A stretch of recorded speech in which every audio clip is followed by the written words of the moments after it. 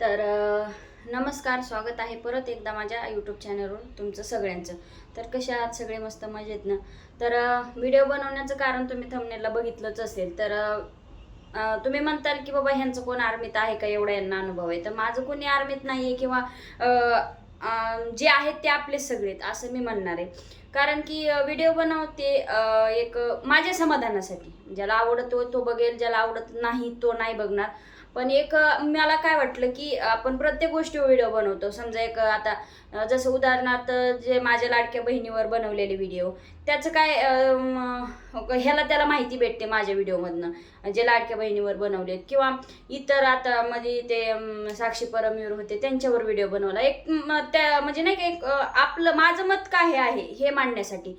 तर आज सुद्धा मी आपले वीर जवान आहेत, जे आर्मीत लोक आहेत, म्हणजे सैनिक जे, त्यांच्यासाठी मला एवढं काही जास्त बोलता येणार नाही. म्हणजे त्यांना काय म्हणतात काय नाही, म्हणजे आर्मी म्हणतात, मिलिटरीमॅन म्हणतात, एवढंच मी सांगू शकल. पण त्यांच्यासाठी माझ्या दोन शब्द म्हणजे नाही का, आपण तर काय आता न्यूजमध्ये वगैरे काय जाऊन शब्द आपलं मत मांडू शकत नाही. म्हणून मी माझ्या एक व्हिडिओमधनं मी माझं मत मांडते. ज्याला आवडतंय त्यांनी बघा, ज्यांना आवडत नाही त्यांनी गपचूप बसा आणि असं स्किप करा आणि जावा. तर मला असं म्हणायचं आहे, आज एक व्हिडिओ व्हायरल होतोय, बराच चांगलाच व्हायरल होतोय. नवीनच लग्न झाले, 5 तारखेला लग्न झालं आणि 8 तारखेला त्यांना ते सैन्यासोबत म्हणजे ते युद्ध लढायला जावं लागलं. आणि खरी परीक्षा म्हणजे आत्तापर्यंत काही नव्हतं. म्हणजे मला जसं कळतंय असं ह्याच्या अगोदर बरेच झाले असेल की बॉर्डरवर असं असतंय, बॉर्डरवर तसं असतंय, युद्धामध्ये कोणाचा जीव जातोय, बऱ्याच गोष्टी ऐकल्यात. पण हे जे युद्ध आहे हे मला असं वाटतंय, मी आज नाही का एक 30 म्हणजे नाही एक XYZ काही असो, एवढ्या वर्षापूर्वी जसं मला कळतंय तसं पहिल्यांदा एवढं म्हणजे आपल्याला लहानापासून मोठ्यापर्यंत कळलं असं हे युद्ध चाललेलं आहे, जे की पाकिस्तान आणि आपल्या विरुद्ध. आणि त्यात आपलेच माणसं विजयी होतात आणि देव करो विजय व्हावं. पण असं होतंय की त्याच्यामध्ये आपल्या माणसांचा काही जीव पण चाललेला आहे. कालच्या का परवाच्या न्यूजमध्ये 14 जणांचा गेलाय. आणि जास्त काय वय नाही त्यांचे, एकदम आपल्याच लेवलचे म्हणजे ह्याचे वयाचे, तर जास्त मोठे नाही आहेत, वयस्कर नाही आहेत. तर खूप बेकार वाटतंय बऱ्याच जणांचे टेटस. मला एकच म्हणायचंय, टेटस ठेवू नका तुम्ही. टेटस ठेवून काय करणार आहे? म्हणजे लोक बघणार ह्यांनी टेटस त्याच्यासाठी ठेवलाय. फक्त मला एवढं म्हणायचे, ज्याची देवावर श्रद्धा आहे, ज्याची देवावर भक्ती आहे, ती प्रार्थना करा तुम्ही. स्टेटस ठेवण्यापेक्षा तुम्ही एक नाही का एक गोरगरिबांना कुठली खाण्यापिण्याची वस्तू द्या. त्यांना सांगा की बाबा अशा असं आमचे गेलेले आहेत युद्ध लढायला वगैरे. त्याच्यासाठी तुम्ही फक्त देवाकडे थोडीशी प्रार्थना करा. म्हणजे माझं मत मी मांडते. मला माहीत नाही तुमचं काय असेल काय नाही, ते तुम्ही मला कमेंटमध्ये कळवा. चुकीचं असेल तर चुकीचं कळवा. म्हणजे मी चुकीचे असेल तर माझंही सांगा की बाबा इथे तुम्ही चुकलाय. तर मला असं वाटतं, स्टेटस ठेवून जे युद्ध लढाई गेलेत किंवा ज्याची फॅमिली आहे ती काही बघणार नाहीये. असं आता फॅमिली म्हणजे फॅमिलीमध्ये किती येणार. आता मी माझं कोणीच आर्मीत नाही, म्हणजे माझं आहे, माझा चुलत भाऊ आहे, मावशीचा मुलगा आहे, बरेच आहेत. पण आता ती बघतील स्टेटस किंवा त्यांच्या घरचे बघतील. पण जे नाही का इतर लोक आहेत ते आपलं स्टेटस बघणार आहेत का? त्यापेक्षा तुम्ही देवात जा, प्रार्थना करा की बाबा अशा असे ही गेलेत ते सुखरूप घरी येऊ. कारण की एवढं वाईट वाटायला लागले ना ते व्हिडिओ बघून म्हणा, न्यूज बघून म्हणा, पूर्ण असा अंगावर काटा येतोय. म्हणजे असं नाही व्हायला पाहिजे. एक आपलं एखादं जर नाही का कुठली एखादं कुत्र्याचं मांजराचं पिल्ल्याला आपण जीव लावलेला असतो आणि ते लहानाचं मोठं करतो आणि नंतर त्याचा जीव जातो, तेव्हा सुद्धा आपल्याला वाईट वाटते. आणि बऱ्याच गोष्टी अशा असतात की नाही का, आता माझंही आता झालं गेलं. पण आता ज्यावेळेस माझं बाळ गेलं तेव्हाही मला खूप वाईट वाटलं. आणि आता जे युद्ध लढायला गेले त्यांचे तर किती बघा, 9 महिने पोटात ठेवायचं, परत वाढवायचं, एवढं करायचं, नोकरीसाठी खर्च, अभ्यासासाठी इतकं करून शेवटी आपल्यासाठी त्यांचा जीव जातो. म्हणजे आपण जे आज इथं घरात आहेत, मी जी व्हिडिओ बनवते ते फक्त त्यांच्यासाठी. मग माझंही मान्य एकच आहे, देवालाच मी काल म्हणजे ज्याचे त्याचे कोणाचे व्हिडिओ बघितले तर त्याला कमेंटसुद्धा असतात की देव करो सगळ्याची फॅमिली एकदम सुखरूप येऊ, काही होऊ नये. आणि जे आता सुट्ट्यांवर वगैरे आले ते उन्हाळ्यात काही जणांना सुट्ट्या असतात, काही जणांची म्हणजे कोणी रजा टाकून आलेलं असतं, असं बरेच जण आहेत.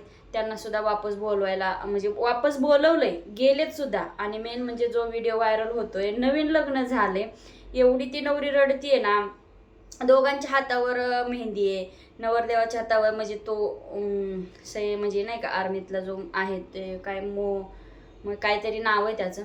तर मला येईना झालं आता सध्या, म्हणजे नाही का आता कंटिन्यू त्यांचेच व्हिडिओ आहेत, महेंद्र काहीतरी नाव असं काहीतरी आहे. तर नील पेंट वगैरे म्हणजे नाही का मेहंदी वगैरे दोघांच्याही हातावरली निघली नाही. ती एवढी म्हणजे नाही का ती नवीन नवरी आहे, म्हणजे तिला नाही का ठीक आहे आता नाही म्हणजे ती जास्त त्यांच्यासोबत राहिली नसेल, पण समजा लग्न जमून काही वर्ष म्हणजे काही महिने कॉन्टॅक्टवर बोलणं वगैरे म्हणा किंवा भेटणं वगैरे म्हणा, आणि आता हे लग्नाच्या सगळ्या ह्याच्यामध्ये ते म्हणजे किती त्यांना हे वेगळं म्हणजे नाही का एकदम असं जवळ आले आणि अचानकच असे लांब झाले. तर त्यासाठी तुम्ही प्रार्थना करा की बाबा जे गेले ते खरंच सुखरूप येऊ. मी तर करणार आहे, माझाच विषय नाही की मी मनातून सांगते, मनातून ज्याची श्रद्धा आहे, ज्याची भक्ती आहे. तुम्ही असं नाहीये की तुम्ही 24 तास देवापुढे बसा किंवा 24 तास मंदिरात जाऊन बसा किंवा नारळ फोडा, हे वाटा ते वाटा, असं पण नाही मला म्हणायचं. फक्त तुमच्या मनात जी तुमच्या मनात श्रद्धा आहे, स्थान आहे, आता तेच तुम्ही फक्त म्हणा की देवा जे झालंय ते सुखरूप होऊ दे, गेलेत त्यांना सुखरूप आण.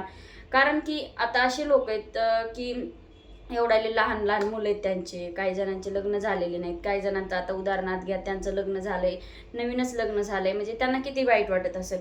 तर त्यांची ती घरची फॅमिली ती बघून एक वेगळंच वाटतंय. कारण की मित्र मैत्रिणी म्हणा, बहीण भाऊ सगळे रडता येते आणि पूर्ण ते ज्या त्या न्यूजवर त्यांचंच आहे, मोबाईल हातात घेतलं की त्यांचंच आहे. म्हणजे एवढं म्हणजे ते हे झाले ना, म्हणजे लक्षात ठेवायसारखं झाले. म्हणजे नाही का मी तुम्हाला सुरुवातीला सांगितले की मला जसं बोलता येते म्हणजे जेवढं म्हणजे नाही का जसं बोलता येईल असं मी बोलायचा प्रयत्न केला आणि माझी बाजू मांडायचा प्रयत्न केलाय, जो की माझ्या व्हिडिओमधनं माझं मत मांडते. कोणाला मी सुरुवातीलाच सांगितलंय माझ्या व्हिडिओमधनं माझं मत मांडते, कारण की मला बोलावंसं वाटलं.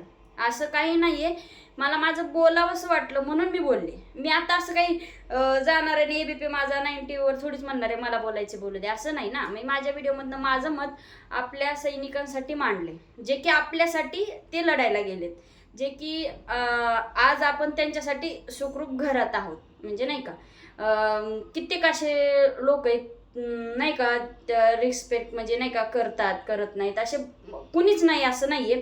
सगळे सैनिकांची रिस्पेक्ट करतात आणि करायलाच पाहिजे. कारण की बरेच लोक असं म्हणतात की आपण त्यांच्यामुळे सुखरूप घरात आहे. तर 100% नाही 200% म्हणलं तरी आपण आज तर त्यांच्यामुळे सुखी आहे आपण, नाही का. आज समजा एखाद्याची नोकरी असते सरकारी, आता ते एक सरकारीचं हे किंवा हे युद्ध नसतं तर ठीक आहे म्हणले असते लग्न आहे मी नाही येऊ शकत, किंवा एखादा कंपनी जॉब करत असेल किंवा इकडे तिकडे कामाला असेल तर ते हे करता येतं. पण आज त्यांच्यावर जी वेळ आली, मला वाटतं ही त्यांच्या आयुष्यातली सगळ्यात मोठी परीक्षा असणार आहे, त्यांच्या घरच्यासाठी पण आणि त्यांच्यासाठी पण. आजपर्यंत असं वाटत होतं की ठीक आहे असू द्या, चला होईल येईल जाईल, पण आज खरंच त्यांच्या जीवनाची परीक्षा आहे. तर असं मला एवढंच माझ्या व्हिडिओमधनं बोलायचं होतं. मला आणखी काही बोलावंसं वाटलं तर मी व्हिडिओ त्याच्यावर बनवणारच आहे, पण मला आज जे माझं मत मांडायचं होतं ते मत मांडलेलं आहे.